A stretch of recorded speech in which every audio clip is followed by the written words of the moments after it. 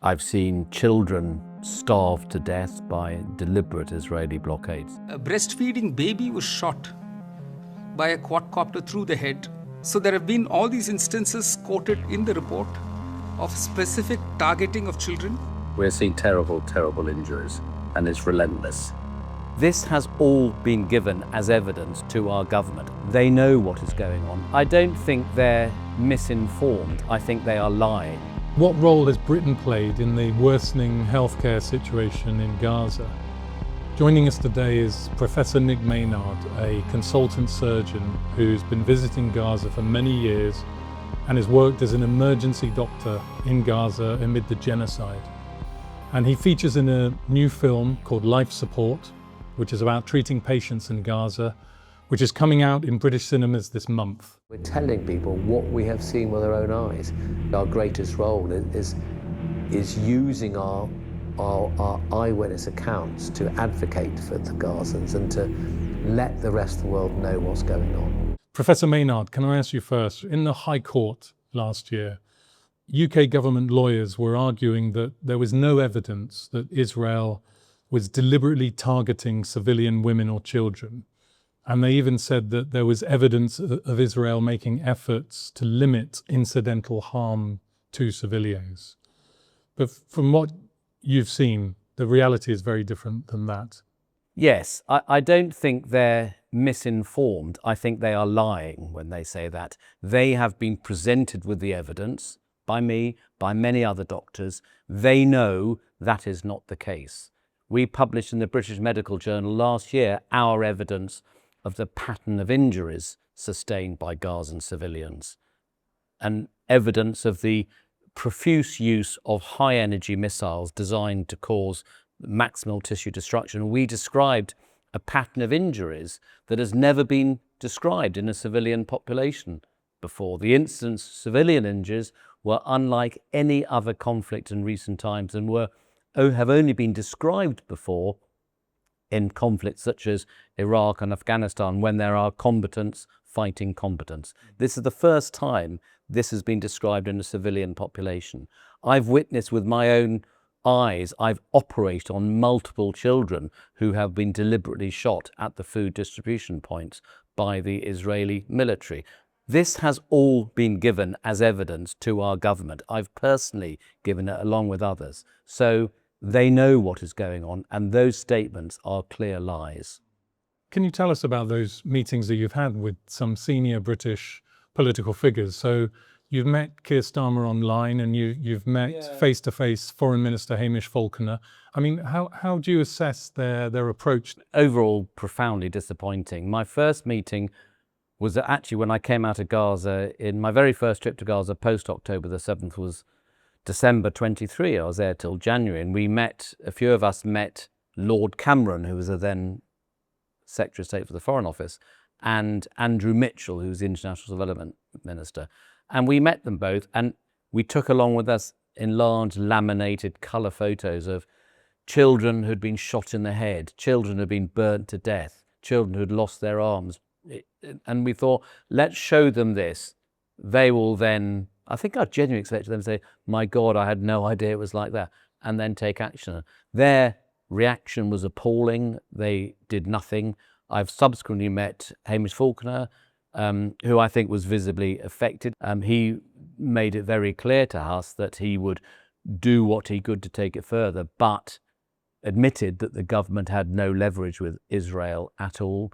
He is, of course, right that my ability to influence developments on the ground is finite. If it was not finite, we would not be in this situation at the moment. But we will continue to use all of our leverage to try and ensure that there is a change. And during this period, we can perhaps hope that the Israeli political process will deliver results more akin to policy that this House would like to see. We met Wes Streeting, who I think was shocked and did share what we had given him with all his cabinet ministers. The most disappointing was our Prime Minister, I'm afraid, Keir Starmer. We were meant to meet him face to face. It was changed to Zoom at the last minute. And there were several of us who were given a few minutes to describe what we'd seen. We were told categorically we couldn't show any photographs. And the reaction we got was nothing at all. So that was a very disappointing. We've asked for subsequent meetings, have been refused. And the UN Commission of Inquiry report that recently was published said that Israel was committing genocide because of its policy of deliberately targeting children. One of the difficulties in dealing with public understanding of the situation in Gaza and the West Bank is that these children are anonymised. They're anonymised in the statistics themselves of tens of thousands of children affected in this way. And they're certainly entitled to be recognised, to be named in death. We didn't name them because we feared the consequences for their families. The UK still refuses to regard Israeli policy in Gaza as genocide. Does that shock you still, that there is that refusal to do that? Sadly, it doesn't shock me. I think if they, I'm profoundly disappointed, but I'm not that surprised because of the lack of response to our multiple visits to government ministers over the last 2 years. But it is deeply disturbing that they are refusing to acknowledge that, perhaps because they realise they will then be found out to have failed in their obligations when an accusation of genocide has been made. You've travelled to Gaza many times and you know the territory very well. How would you summarise what your experience has been of the humanitarian suffering that you've seen there in the last couple of years? It's very difficult to put it into words, to be honest. I've known Gaza, and I've specifically known the healthcare system for, 17 years now, and it's always been a very challenging place to visit and to work in. But the last 2.5 years, I've had several trips to work in there as an emergency surgeon, and it's been awful. I mean, it's been indescribably terrible. I've seen things I would never have imagined that I could ever see in my life. And, I've been a cancer surgeon for many years. I've seen some pretty awful things in my career, but this was on a different level completely. I've seen almost daily evidence of war crimes. I've seen daily evidence of genocide. I've witnessed what I believe is a very core part of their policy, of the Israeli policy of ethnic cleansing.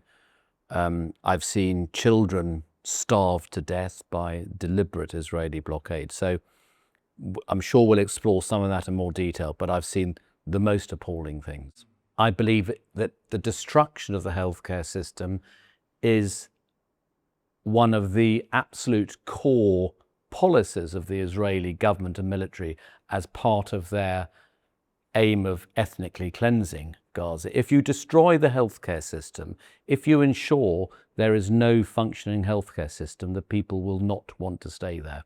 And as you know, the UK government has criticised Israel's blockade of Gaza within limits.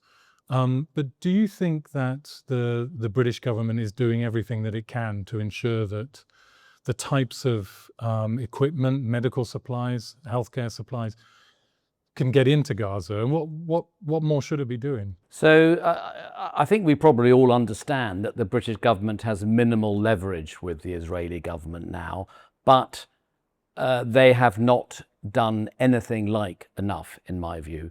There has been stronger language in the last year. We hear it intermittently, but language does nothing. They are still providing arms to the Israeli military. They have been flying reconnaissance flights from Cyprus, the RAF, over Gaza throughout the last 2.5 years conflict, providing military intelligence to the Israeli army. They are still trading. They have not applied an appropriate number of sanctions. So there is a lot they could do. They could call out what everyone else is calling out as a genocide. They could publicly say they acknowledge there is at the very least a plausible genocide, but they have not done so. So I think the language they use is inadequate, but it has not been accompanied by any concrete actions at all. And of course, the Israelis say that they are allowing in essential supplies to Gaza, but there's various equipment, various medical supplies which seem not to be able to still get into the territory. I'm thinking about things like ventilators and even equipment for operating theatres or operating tables, in fact. Has that been your experience, that there's very specific and key items needed to adequately address people that simply are not getting into the territory, and that is a deliberate policy on the part of the Israelis to prevent them getting there? So the biggest problem that's faced the sort of surgery I do, I have been doing abdominal and thoracic chest trauma surgery. It's the real fundamentals about the ability to create a sterile field, the ability to operate and minimize the risk of infections. I had 1 2-week period when we had no sterile drapes at all in the operating theatre. You need sterile drapes to create a sterile operating field. We had none of those. Often gloves would run out, so surgeons would be washing their gloves in between operations. You didn't have the full set of sterilizing kit to sterilize all the operations.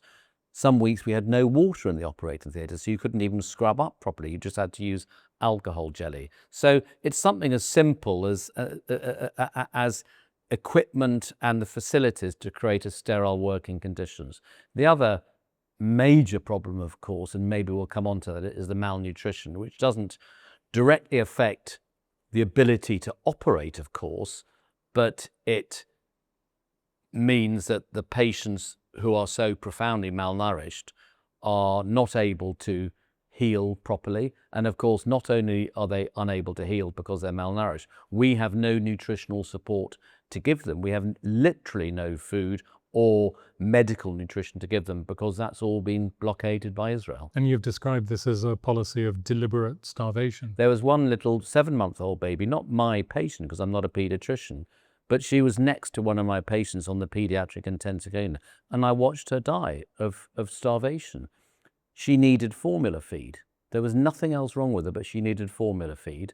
But there was no formula feed in Nasser Hospital at that time.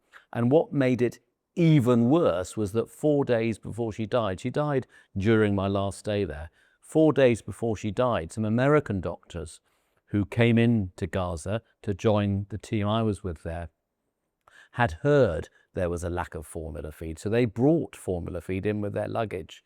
They all packed their bags full of formula feed, and every single container of formula feed was deliberately removed by the Israeli soldiers at the border. That's all they took out of their bags. Now, that to me is the clearest evidence possible of a deliberate forced starvation imposed on them by the Israelis. So given that the UK does have very close relations with Israel in a whole variety of ways, arms sales, trade relations, diplomatic support, intelligence support, I mean, doesn't this amount to some kind of participation in the Gaza genocide at one level at least? I think it does, and I think many people would say that their silence, their inaction amounts to complicity. And I don't think our government is alone in that. I think many other governments, I think one could argue a lot of our media is guilty in the same way. So can you tell us a little bit more about this new film, Life Support, which is just coming to British cinemas this month, and which includes lots of eyewitness accounts by doctors in Gaza of the terrible situation? Yeah, it's a brilliant film, and it's based around the experiences of about 10 doctors who have been, UK international doctors who've been in Gaza, mainly surgeons, a couple of intensive care doctors, an obstetrician. And it's based on filming and still photographs that we took when we were in Gaza and interviews with us back in the studio. And I think what it's done so brilliantly is it captures the emotions with just remarkable skill. I first saw it at the international premiere at the Sheffield Documentary Festival a few weeks ago, and I was crying during it. And I think it puts mainstream media to shame. This is an independent company that's produced this. I think Gaza has been covered appallingly by mainstream media, and I'd put the BBC at the top of that list. What is there in the mainstream media at the moment about the United Nations Commission saying that there's a genocide against children? It's not been touched at all by them. I mean, it's inconceivable that should not be mainstream news. That's not to say that there haven't been some fantastic journalists in the BBC and other media outlets who've been trying to get these stories out there, but they've been held back by their senior editorial boards.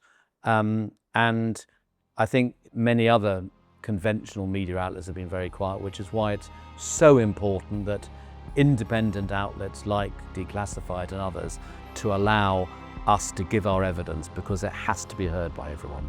Thanks for watching this video, and if you found it interesting and informative, please go to our other videos and subscribe to our YouTube channel. And if you feel able, please support our work by going to declassifieduk.org/join.